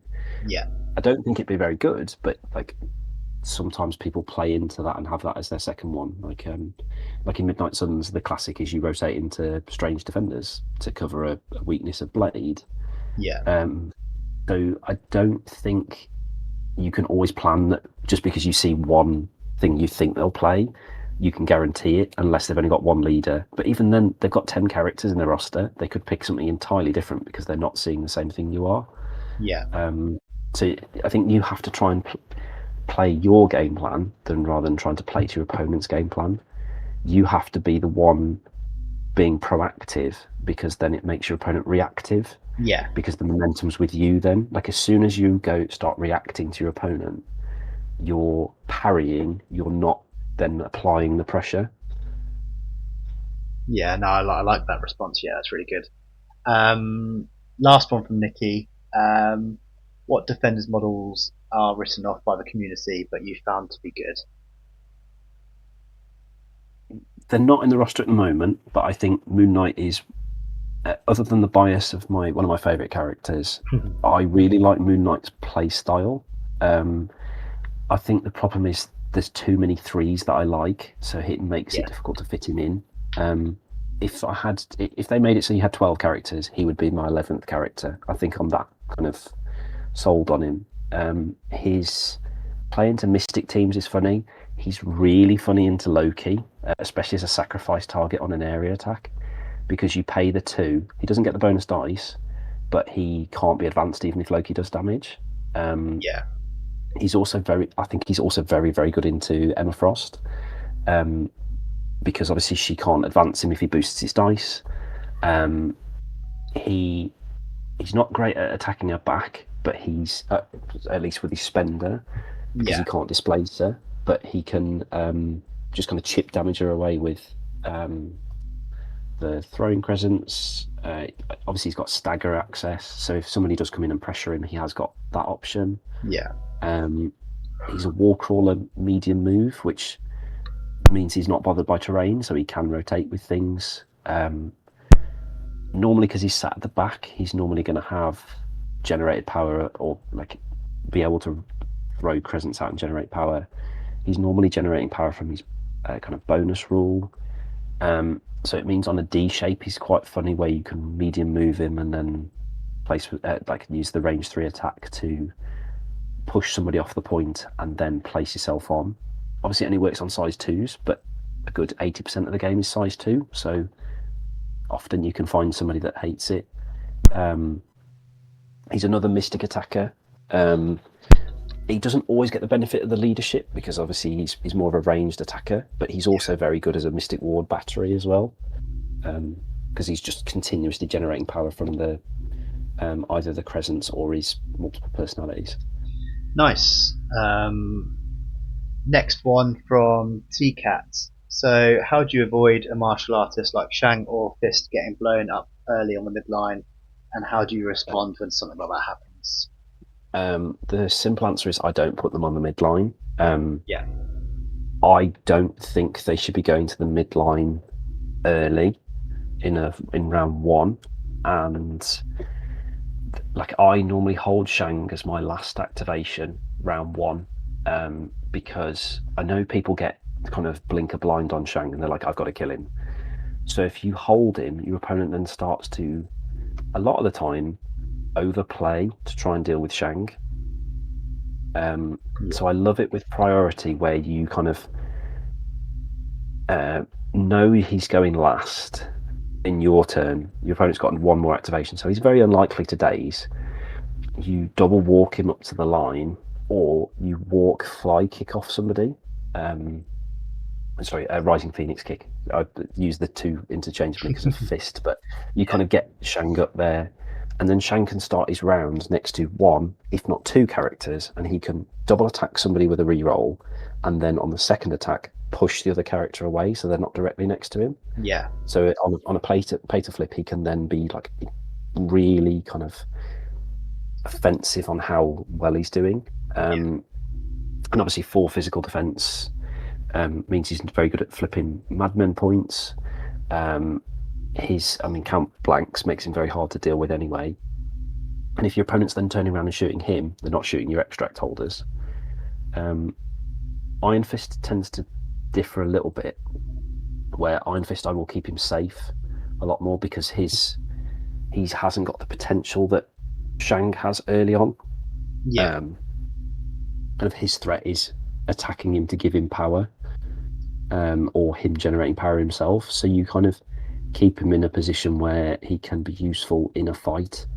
So whether that you don't go diving him in until later on, in which case you kind of know that he's then ready in the fight to next round. Like you might fly kick off them and then chi strike them to stun them, so that you're kind of setting yourself up for the Iron Fist, and then the next round you're basically using them as a bit of a distraction where your opponent's going, he's on 7 power now, I'm going to have to deal with him, or I'm going to have to accept that I'm losing an activation. But a lot of the time I'm not putting him in a scary position for him, at least early. It will be setting up for round 2 and round 3 to be scary for my opponent. He never goes to the midline. If anybody's going to the midline early, it will be ASM to safe extract, Luke to stand on pick up an extract, or Daredevil to pick up an extract. I'll never put the martial artists on the midline, because it's so easy to step out of their range. yeah, that makes perfect sense. Then we've got 2 more. So I'll do it from your mum rang, which is one of our locals. So it's Andy. You need to change that your handle, buddy. And it's which secures best suit the Portals play. Which obviously we know you're not the Portals player, but I mean you can chip in in a little bit. But I think D shapes are the strongest I've seen play on Portals, or like Riot, especially Riots, where you can just go in and out of the riots and obviously heal on both of them as well. And yeah, getting especially under Daredevil, not Daredevil, sorry, Doctor Strange, where he's bumping your defensive dice up, it can just be a really nasty bubble to get through. But I think D shape is probably the best sort of shape for portals. Yeah, I think it depends on who you're playing the portal from. Yeah, Like if you're playing it from Wong, it changes your game plan. I think, obviously, I don't have a lot of experience with Strange because Daredevil is kind of my main, and has been since he got his leadership. yeah, But I think when I have played Portals, if you're playing it under Wong, it changes the way you do it, because obviously Strange, you're using it almost like a pseudo charge or a pseudo reposition, depending on if he gets thrown away and you're not using street smarts and Indom to keep him there, you can portal him back up, or you can use it as a pseudo charge for him and Blue Marvel or any other kind of offensive piece to get them in and kind of double tap somebody and kind yeah, of threaten multiple places as a turret. If you're using it under Wong, it depends, because obviously there's been lists out there that use it for, like, you teleport through, or you swing yourself up to it, like with a Ghost Rider move or a Namor charge or a kind of a Gamma Leap. You double punch something and then you teleport back, and your opponent can't teleport up. yeah, But I don't think that works as well on the speed of the Crisis. It might change when we get the Crisis rotation. The other option is you just use it as a way of rotating.